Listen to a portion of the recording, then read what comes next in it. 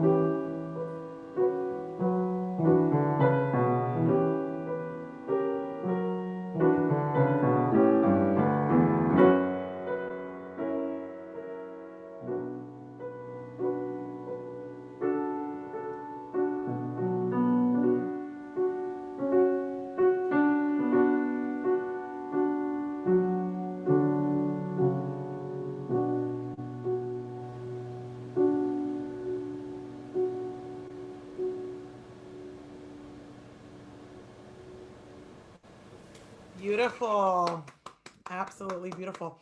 And the sound actually got a little better as you went along. Somewhere in the middle, I was able to hear all of your pitches being sustained. I'm not sure what changed, but that was perfect because it gave me even better sense of what you were doing. Um, yes, overall, bravo. I think it was very sentimental, the way that you played this. So I'm going to start with, I don't know if you heard my whole intro, but if you did, then you'll know where I'm going, which is a question for you, which is, um, how does this piece make you feel? Or what do you think about when you play this piece? What emotion are you trying to express to us, the listeners? This piece makes me feel like sad Mm-hmm. because it's like slow and soft. Mm-hmm. So then it sounds like someone who's like crying and sad about Yeah, something. absolutely. No, I know what you mean. It definitely has um, a very sort of melancholy, kind of sort of depth to it. Another thing, which is interesting, is of course the fact that it's in B minor, right? Which makes us, and that's also very interesting, right? Like, I'm sure you remember when you first were learning piano that you were probably asked, what's the difference between major and minor? And then what would your answer be? Um, Like, how it feels. like usually one is a little bit um, like sad and different, while major is always like nice and happy. Yeah, exactly right. And so that's such a basic, but it's true, right? I mean, even when we're first learning piano, we're asked how it makes us feel. And that's how we remember. Think about that. Because when I first started, we didn't know all the theory behind major and minor chords. You might know it now, but when you first start, you probably don't know the theory behind it and exactly what interval it is, but you know that one always sounds a little bit brighter and happier and the other one sounds a little darker and sad, right? So if you ask a kid which one, and you probably did this, teacher plays the chord, right? And you say, oh, is it major or minor? And just because you feel some kind of way, you know the answer, right? Without Yeah. even looking. So it's so interesting because again, it shows us that the harmonies and the structure of a piece, all sorts of things, the tempo, right? You said that too. It's slow, feels sad. So in other words, all of these technical things actually translate to giving us a certain emotion. And so then the question is that once we figure out what that emotion is or what we want it to be, then the question is, am I doing everything I can to bring that emotion to the listener, or bring it out? Am I technically doing everything I can in order to bring that out? That's where I'm going to go with how we work on this piece, right? So, in a lot of ways, the answer is that you have. I think you've done a lot already to show me that that's how you feel or how it feels. But I think you can take it farther, okay? So, I'm going to start with tempo. So it says assai lento. What does lento mean?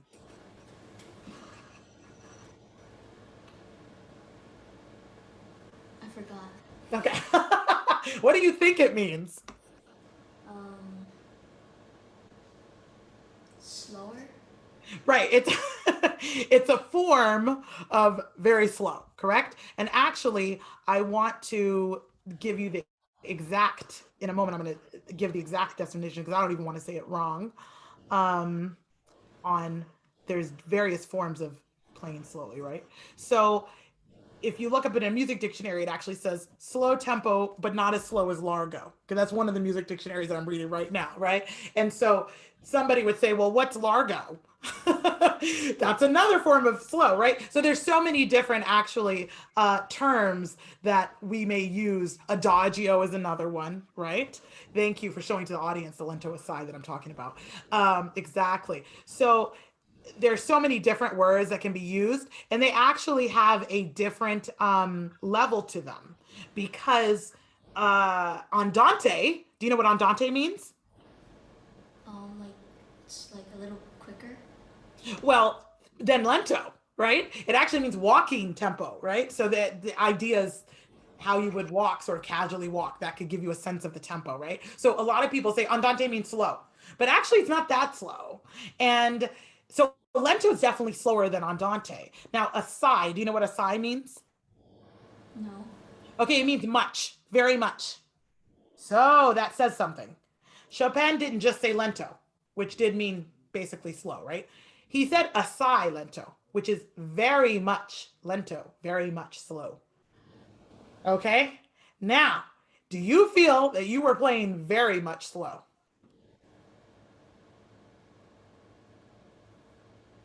No. Right. It could be a little slower, right? So, okay. Again, this is relative. That's always the interesting part about interpreting scores.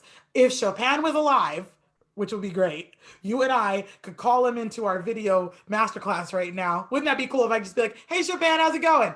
Okay, we're trying to figure out exactly what tempo you wanted here. That would be cool, right? But we can't. So we have to use clues. And to me, the fact that he put in a sigh is my clue. He could say lento, but he said assai. So he's wanted you to really be slow. Okay, and so then what's too slow? How slow is too slow? There's definitely too slow, right? Like um, to me, this would be too slow.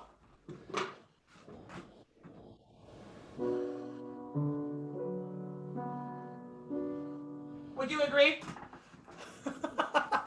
We might never get through the piece.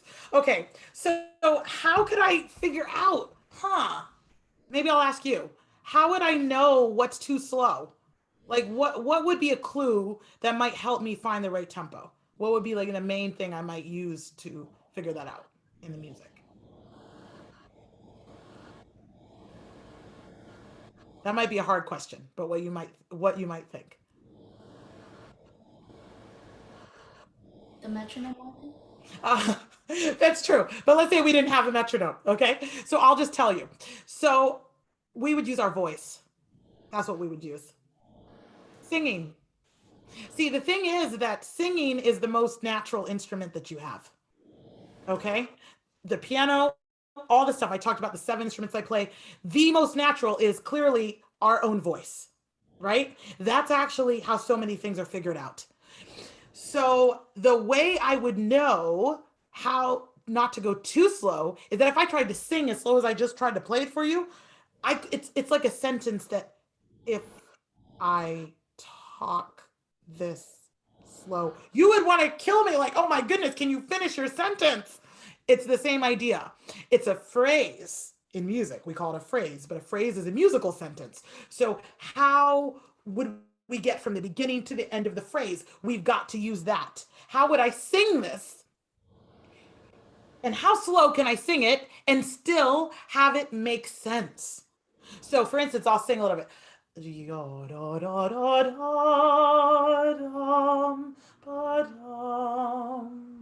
That feels pretty good. Could I go slower? Yeah,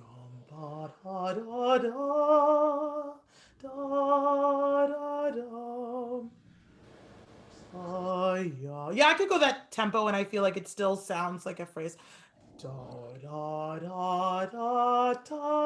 That seems too slow because now I feel like I can't really get my sentence out. Do you see how I did that? I didn't use a metronome, but I tried sort of humming it, and then I found something that seemed to fit.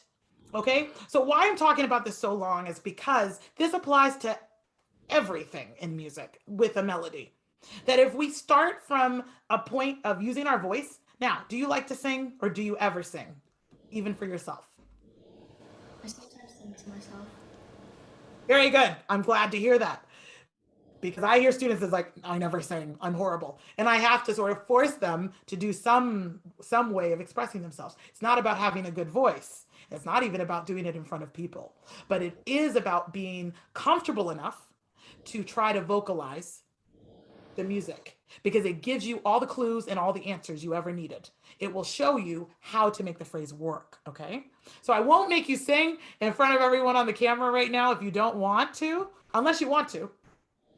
That's what I thought. So it's okay. But I want you to think about that. So we're going to do your left hand alone. Chopin said assai lento, very much slow, so we know that now. But I don't want you to play yet. I want you to sing it with all the emotion you can in your head. I won't make you do it out loud, but visualize yourself singing this and give me what you feel like that tempo would be with just your left hand.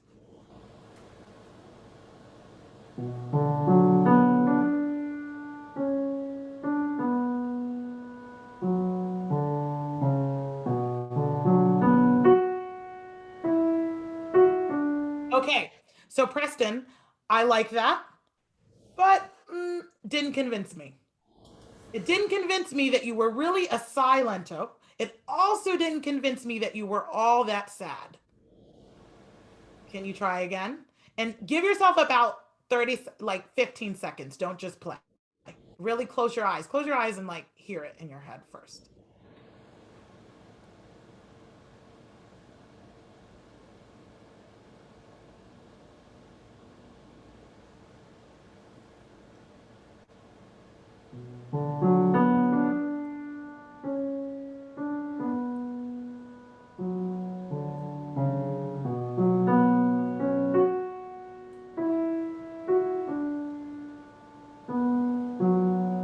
Okay, Preston. So I'll tell you what, I did feel like it was a little bit sadder.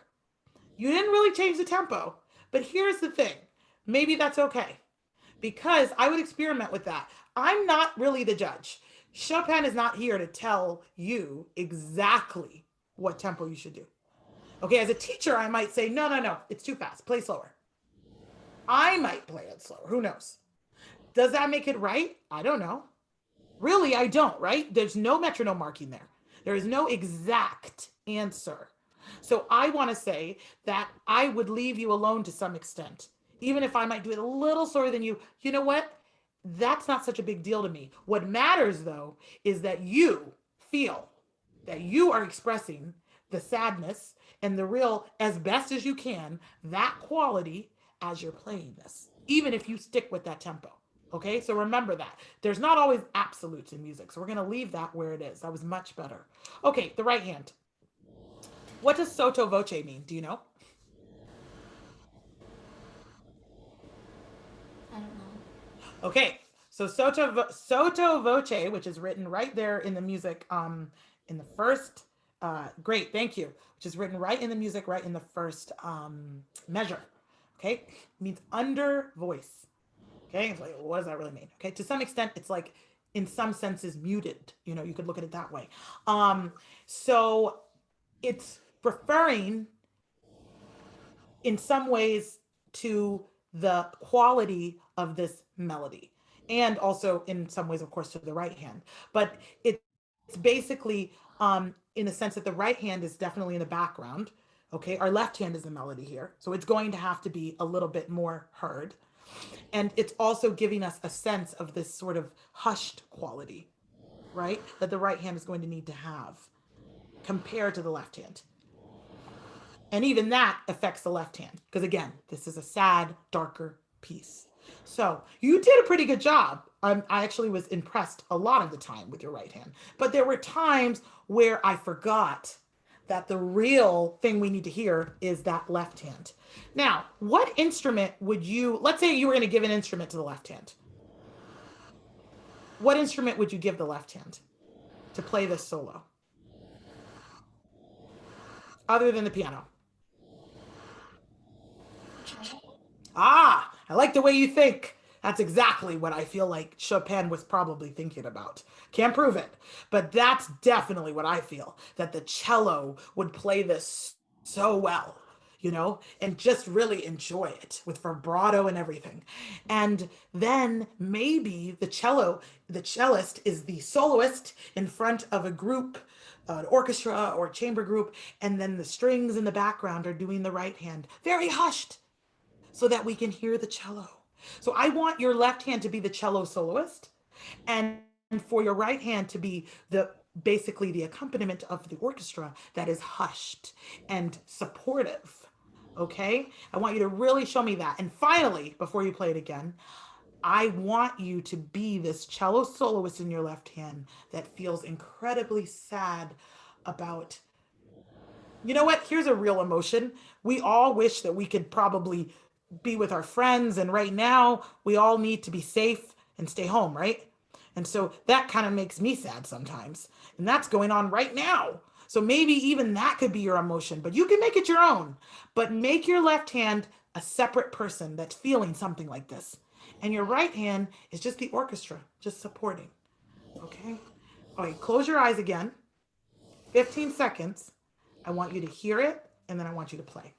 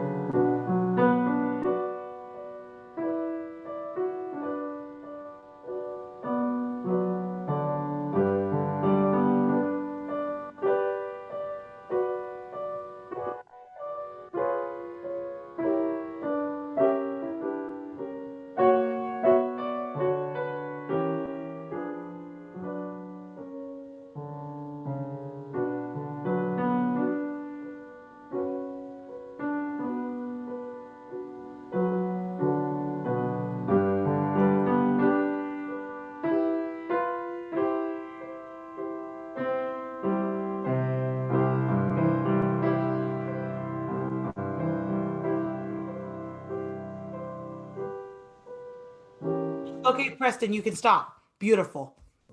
Beautiful. In a lot of ways, I feel it much more from you. Okay. But then I want to mention this. I was talking about this with Daniel from earlier.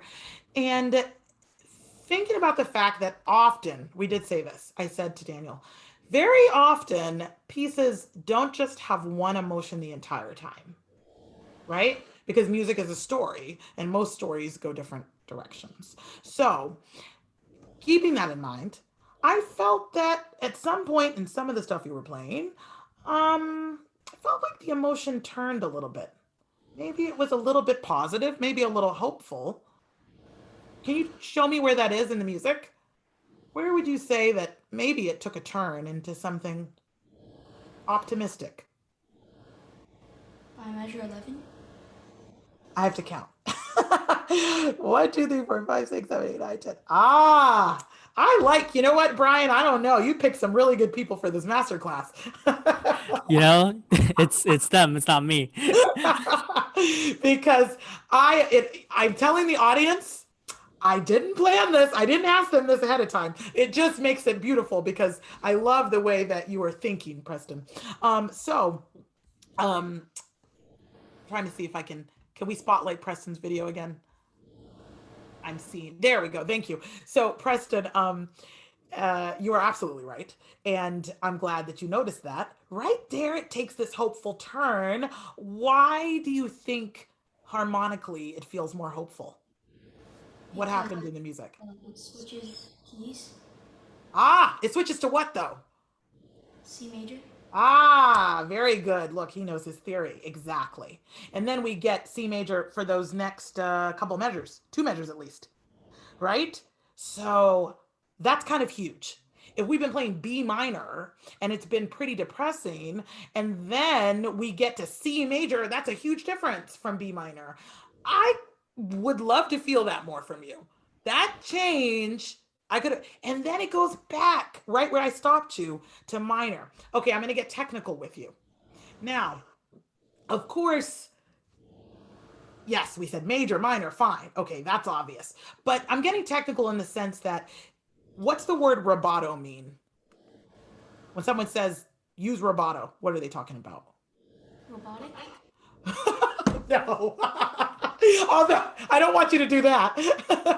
So I'll spell it. Rubato, Rubato. Rubato. Rubato. Have you heard that word before? No. Okay. So rubato is a very important word when it comes to Chopin's music. I can tell you that. It is essentially the push and pull of the music. I'm going to put it that way. In other words, it's the bending, the bendability of a song where you can, I think, let the music push forward a little bit and pull back and get a little slower, and finding a balance to do that. Rubato is interesting because it's often not written in the music. It doesn't say accelerando and retard. In other words, it's not written technically like that. It's something that is natural to a phrase. Even if I'm speaking in a sentence, as you've noticed, I kind of talk fast. I might start talking faster and I might slow down to put emphasis on a certain word like I just did. That's normal. And if we speak like this, which is like a robot, we kind of lose a lot of our, our expression and our power. So in music, it's the same. It's finding a natural push and pull. So you can actually help us, and I'll demonstrate with this major change to C major or whatever it is, and then transition back to minor. Rubato is huge in making it more effective. Okay. So for instance, if I go, as I move into the major section, I might be a little more excited and I might push a little bit. So I'll get into it. So here's the minor right before that.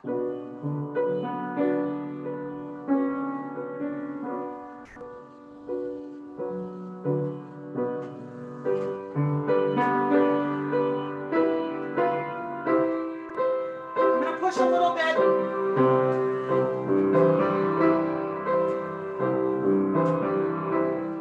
Now I'm going to get slower to get back to minor.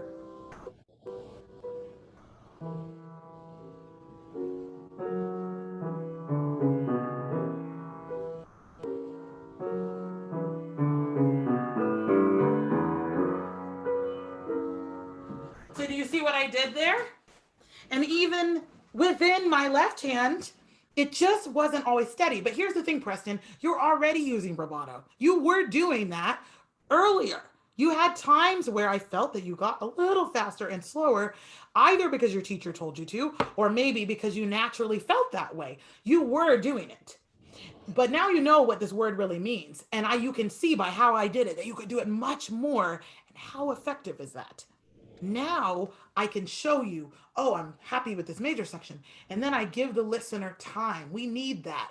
We need a chance to calm down in a way into the transition back to sad. If I'm happy and then I'm sad, and then I'm happy and I'm sad, people think I'm crazy, right? I need, there's some kind of a transition from the excitement and then maybe I'm not so excited anymore. You know, so either way, did you notice there was a transition from that emotion? And if I immediately do it sometimes, it's not as effective. Now, again, it depends. There's never absolute. Sometimes in music, you might want to surprise people with a new emotion, but a lot of the time, setting it up is better. Okay, so can you go from that spot for me, which is 2 measures before it turns major, and then give me push into the major a little bit, and then slow down. Show me that the minor is back. Go ahead.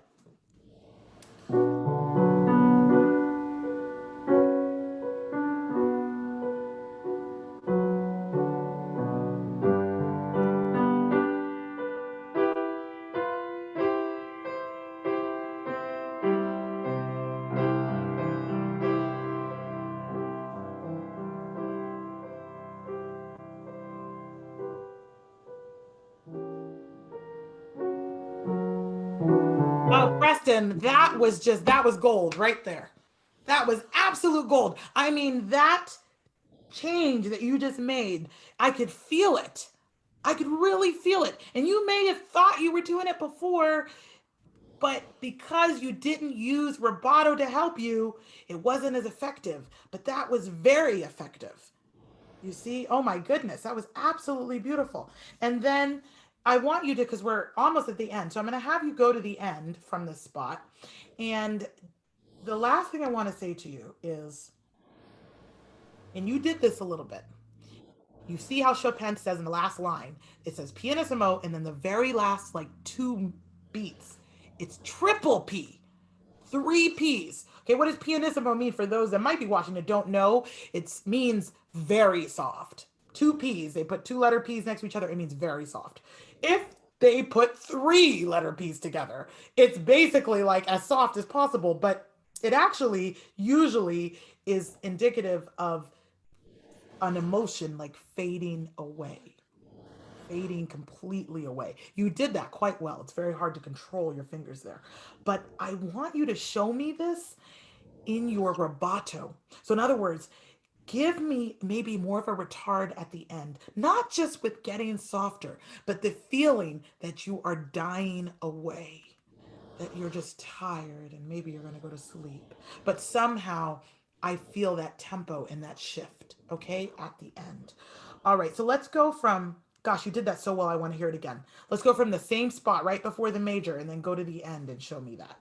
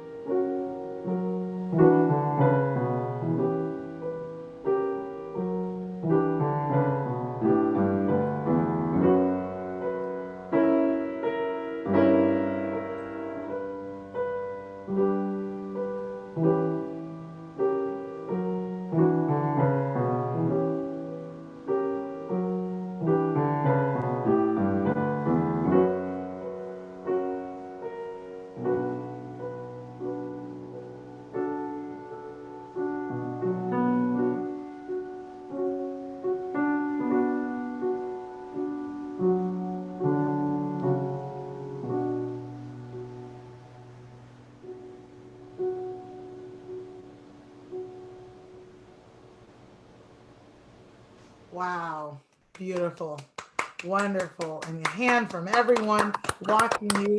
You deserve it. Oh, that gave me some chills. It really was quite beautiful, Preston. And I would, as I said, I would just take what you're doing with this prelude. You can take it even further, into your own thoughts and your own emotions and what I'm saying and using rubato in creative ways in this piece yourself, but also into any other music that you're playing, especially by Chopin. Chopin, all of his music is full of these kind of ideas. So, and I can tell by your sound, you have a beautiful sound.